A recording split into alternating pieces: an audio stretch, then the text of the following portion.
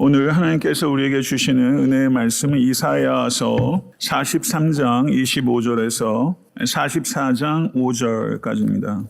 이사야서 43장 25절에서 44장 5절까지의 말씀, 우리 다 같이 한 절 한 절 주의 깊게 또 믿음의 고백을 담아서 다 같이 합독하도록 하겠습니다. 나 곧 나는 나를 위하여 내 허물을 도말하는 자니 내 죄를 기억하지 아니하리라. 너는 나에게 기억이 나게 하라. 우리가 함께 변론하자. 너는 말하여 내가 의로움을 나타내라. 내 시조가 범죄하였고 너의 교사들이 나를 배반하였나니 그러므로 내가 성소의 어른들을 욕되게 하며 야곱이 진멸당하도록 내어주며 이스라엘이 비방거리가 되게 하리라. 나의 종 야곱, 내가 택한 이스라엘아, 이제 들으라. 너를 만들고 너를 모태에서부터 지어낸 너를 도와줄 여호와가 이같이 말하노라. 나의 종 야곱, 내가 택한 여스루나 두려워하지 말라. 나는 목마른 자에게 물을 주며 마른 땅에 시내가 흐르게 하며 나의 영을 내 자손에게 나의 복을 내 후손에게 부어주리니 그들이 풀 가운데서 솟아나기를 시냇가에 버들같이 할 것이라. 한 사람은 이르기를 나는 여호와께 속하였다 할 것이며 또 한 사람은 야곱의 이름으로 자기를 부를 것이며 또 다른 사람은 자기가 여호와께 속하였음을 그의 손으로 기록하고 이스라엘의 이름으로 존귀 여김을 받으리라. 아멘. 하나님의 말씀입니다. 네, 오늘 설교의 제목은 저를 한번 따라해 보시죠. 하나님의 영과 복을 받으라. 하나님의 영과 복을 받으라입니다. 이사야서를 제가 수요일날 강해를 이렇게 하면서 약 한 40분, 45분 설교를 하다가 이제 수요 예배 대신 금요일을 드리면서 이제 토요일 새벽 예배로 옮겨서 대략적으로 20분 안팎의 이제 설교로 이렇게 바꾸면서 이렇게 속도 자체는 이제 반감이 되었지만 좀 더 이렇게 세밀하게 볼 수 있는 유익이 있는 것 같습니다. 그런데 이사야서를 읽으면서 이 논리를 이렇게 정확하게 따라가는 것이 굉장히 깊은 정독을 필요로 한다는 것을 새삼 느끼면서 이해하는 것이 결코 쉽지 않지만 또 그 깨달음이 가져다주는 기쁨은 그 배가 되는 것 같습니다.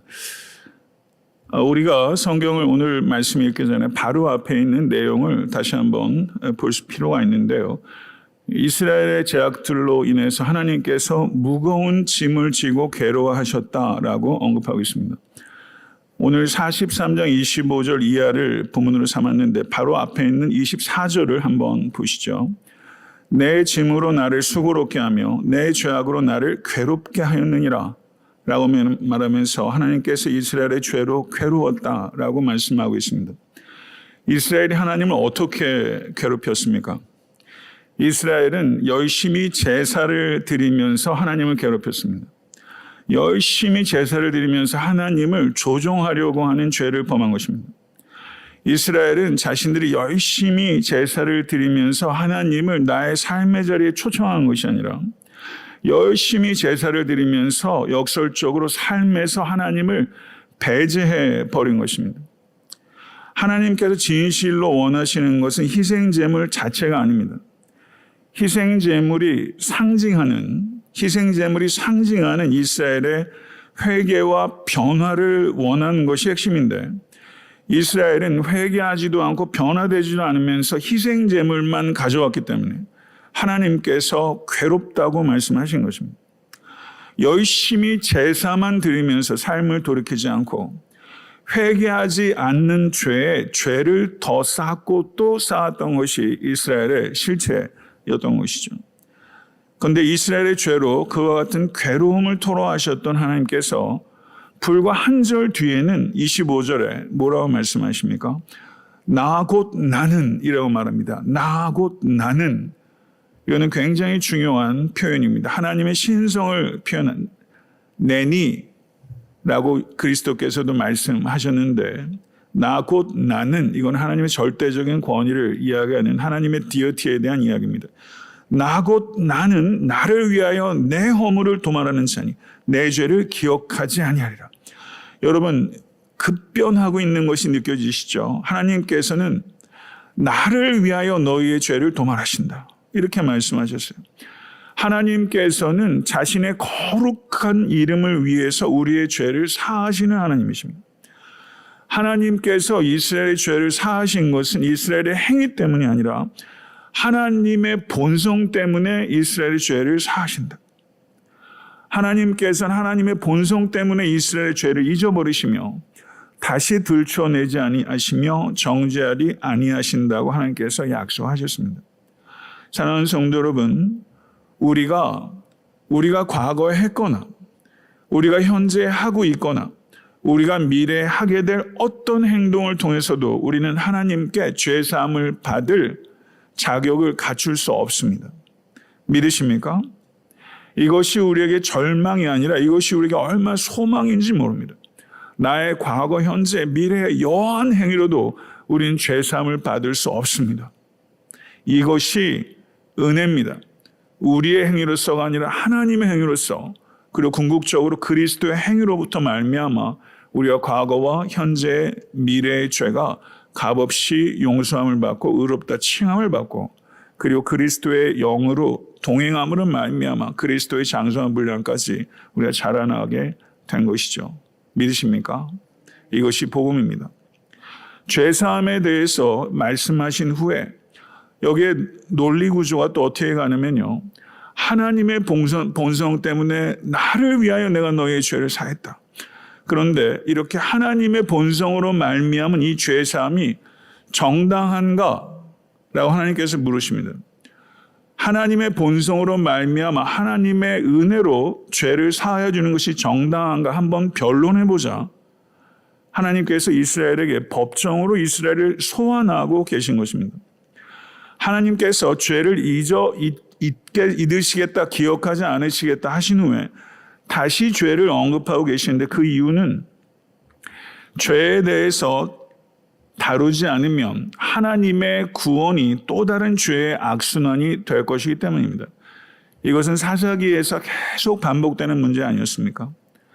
성도 여러분, 인간들은요, 이 은혜를 감사하기보다는 은혜를 좋아하지 않습니다.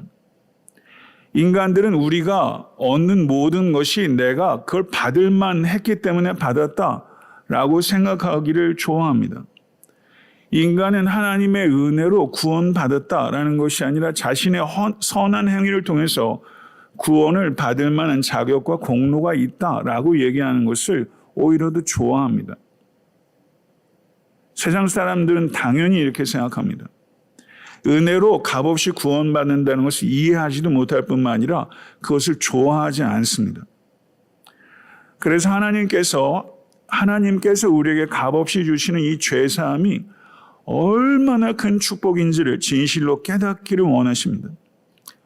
그런데 하나님의 이 은혜의 죄사함이 얼마나 큰 축복인지 깨닫기 위해서는 우리가 얼마나 큰 죄인인지를, 우리가 얼마나 절망적인지를 깨닫지 않으면 그 은혜가 얼마나 큰 축복인지를 알 수가 없습니다.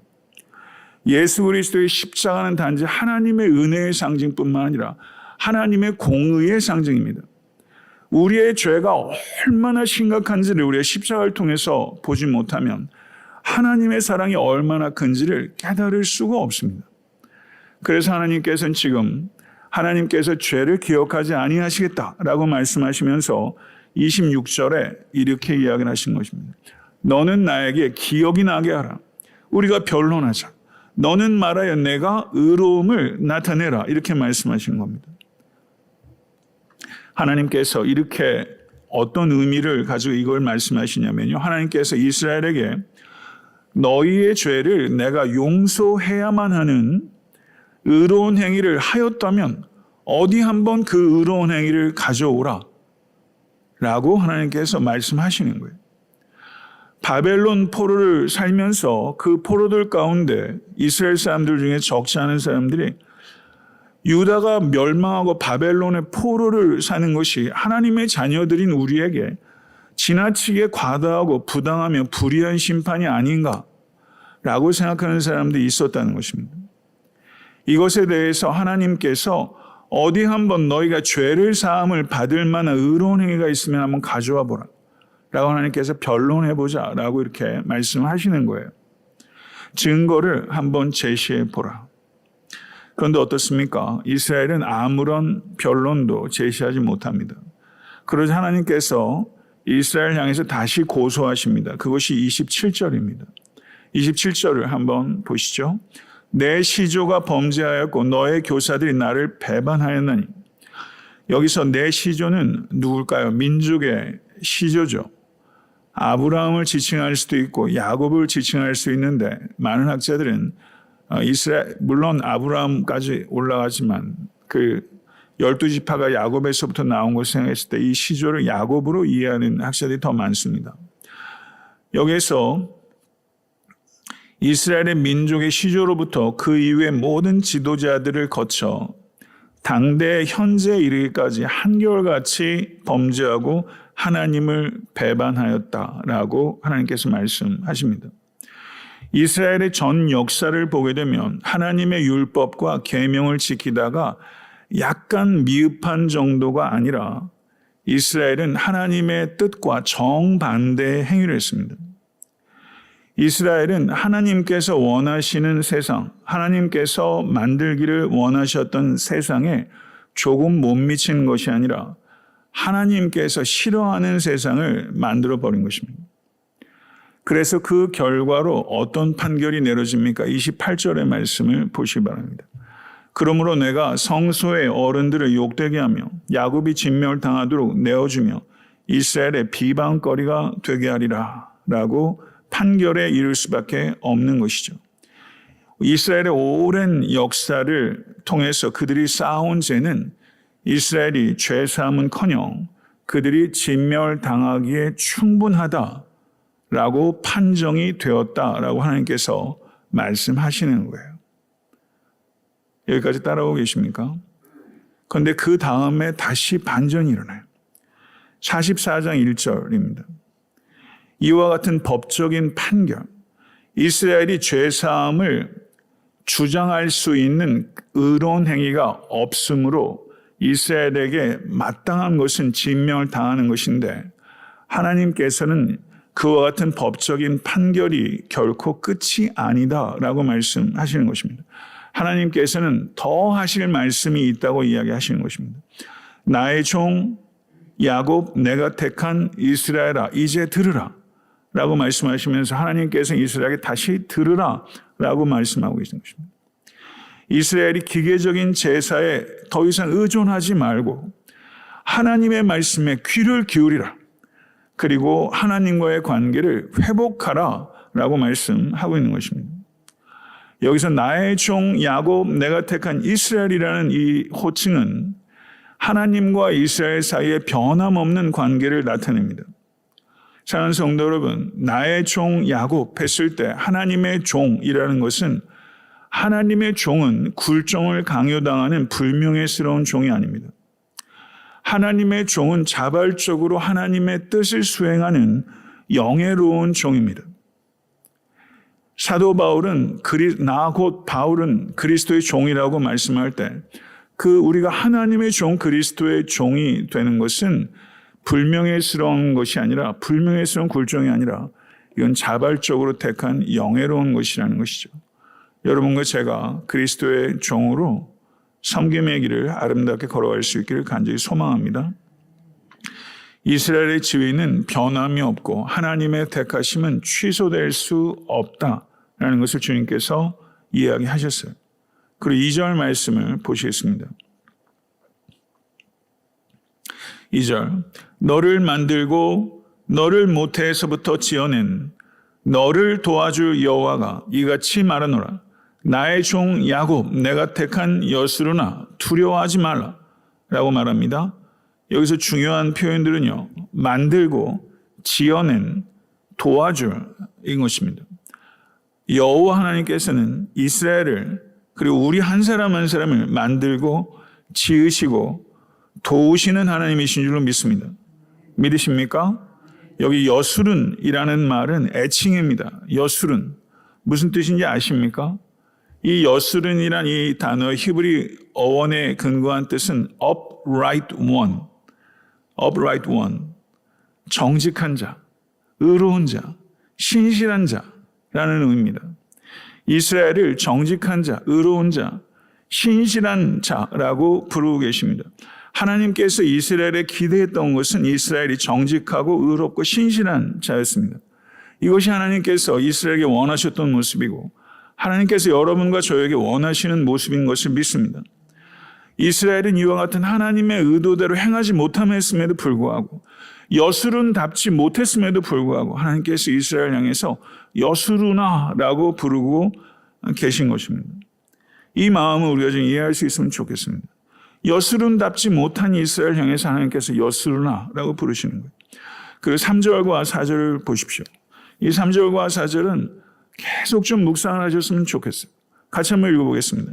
나는 목마른 자에게 물을 주며 마른 땅에 시내가 흐르게 하며 나의 영을 내 제선하게 나의 복을 내 후손에게 부어주리니 그들이 풀 가운데서 솟아나기를 시냇가의 버들같이 할 것이라. 아멘. 내 죄를 기억하지 아니하리라 라고 하나님께서 말씀하셨죠. 어떤 의미에서는 소극적으로 내 죄를 기억하지 아니하리라 라고 말씀하셨는데 이제 하나님께서 나의 영과 나의 복을 부어주리라 라고 말하면서 더 적극적인 이야기를 하나님께서 우리에게 이야기하고 계신 거예요. 성령에 대한 언급들이 구약 성경에 이렇게 여러 곳에서 발견이 되는데요. 이사야서에서 오늘 본문에서도 이 성령에 대한 가르침이 나오고 있습니다. 그런데 이사야서 32장 15절에서 17절을 한번 보시죠. 이 구절도 얼마나 아름답고 얼마나 위로가 되고 힘이 되는 구절인지 몰라요. 이사야서 32장 15절에서 17절입니다. 다 같이 한번 읽어보겠습니다. 마침내 위에서부터 영을 우리에게 부어주시리니 광야가 아름다운 밭이 되며 아름다운 밭을 숲으로 여기게 되리라. 그때의 정의가 광야에 거하며 공의가 아름다운 밭에 거하리니 공의의 열매는 화평이요 공의의 결과는 영원한 평안과 안전이라. 아멘. 여러분 참 아름답고 그리고 강력한 말씀 아닙니까? 위에서부터 부어지는 영을 받게 될 것이다. 위에서부터 영을 부어줄 것이다. 아멘. 믿으십니까? 하나님의 영은 창조의 영입니다. 그리고 이 창조의 영이신 하나님의 역사는 언제나 경이로운 것입니다. 이 경이로운 역사 여러분의 영혼 가운데 우리 교회 가운데 임할 수 있게 간절히 소원합니다. 하나님의 영의 인도하심을 받아 순종할 때 하나님의 성품과 능력의 통로가 되는 것입니다. 여러분 한 분 한 분이 하나님의 성품과 능력의 통로가 되어야 합니다. 그럴 때 그 결과는 광야가 아름다운 밭이 되며 아름다운 밭이 아름다운 숲이 될 것이다. 할렐루야. 믿으십니까? 우리 한 사람 한 사람이 하나님의 영의 인도함을 받아 순종하고 그때 하나님의 성품과 능력의 통로가 되고 그러면 광야가 아름다운 밭이 되고 아름다운 숲이 된다. 여러분의 삶에 그와 같은 아름다운 밭, 아름다운 숲을 풍성히 경험하실 수 있게 되기를 우리 주 예수 그리스도 간절히 축원합니다. 나의 하루하루의 삶이 하나님의 성품과 능력의 통로가 된다. 이런 의식을 견지하고 하루하루 매 시간을 이렇게 살아간다면 그것이 얼마나 아름다운 경주이며 그 삶이 얼마나 고결합니까? 얼마나 귀합니까? 여러분 그런 삶을 살아가실 수 간절히 축원합니다. 하나님의 영과 복을 받은 사람들과 그 후손들은 지금 이사야 32장에 뭐라고 말했어요? 시냇가의 버들같이 번성해야 될 것이다. 하나님의 영과 하나님의 복을 받은 사람들은 그 사람과 그 자손들이 시냇가의 버들, 여러분이 본 최고의 시냇가의 버들 한번 생각해 보세요. 시냇가에 그 무성하게 가득한 그 출렁이는 버들을 한번 생각해 보세요. 여러분이 그와 같이 될 것이다. 이렇게 말씀하고 있는 거예요. 이런 표현들 너무 귀하고 새길 만한 말씀 아닙니까? 그냥 이사야서는 제가 생각할 때 그냥 전체가 그냥 물론 시입니다. 물론 시지만 구절 단어 하나하나가 얼마나 귀하고 강력한지는 모르겠어요. 25절 보십시오. 오늘 본 25절. 하나님의 영이 하나님의 백성 가운데 역사함으로 인해 이스라엘이 경멸이 아닌 5절입니다. 44장 5절. 44장 5절 같이 한번 읽어볼까요?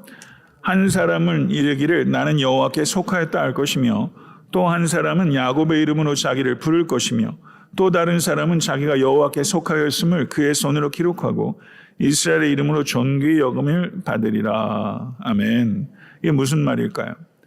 하나님의 영이 하나님의 백성 가운데 역사함으로 인해 이스라엘 백성들이 경멸이 아닌 존경을 받게 되고 그리고 모든 부류의 사람들이 이스라엘의 여호와 하나님께 속하려고 애쓰는 날이 올 것이다. 이렇게 말하고 있습니다.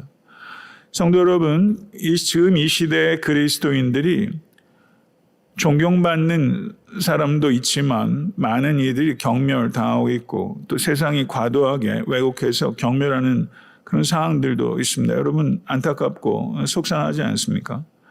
이 말씀을 기억하십시오. 여러분 한 분 한 분을 통해서 여러분이 경멸당하지 않고 존경받고 그리고 위선자라고 세상 사람들이 그 욕하는 것이 아니라 그리스도는 위선적이지 않습니다. 여러분 한 분 한 분을 통해서 많은 이들이 돌아올 수 있게 되기를, 많은 이들이 주께 힘써 속하게 되는 일들이 여러분을 통해서 경험될 수 있기를 원합니다. 여러분들이 존경받는 삶을 이끌어 가십시오. 그래서 많은 이들이 여러분을 통해서 내가 힘써 여호와께로 돌아오는 역사들을 나의 삶 가운데 허락하여 주시옵소서. 우리 애타한테 섬기는 교회로 말미암아 인근의 많은 한인들이 그리스도 밖에 있는 외인들이 나는 하나님께 속하였다. 나는 하나님께 속할 것이다. 라고 돌아오는 역사가 우리 교회를 통해서 일어나야 할 줄로 믿습니다. 이 일들이 올해 풍성하게 여러분의 삶과 교회 가운데 경험될 수 있기를 우리 주 예수 그리스도 간절히 축원합니다. 아멘.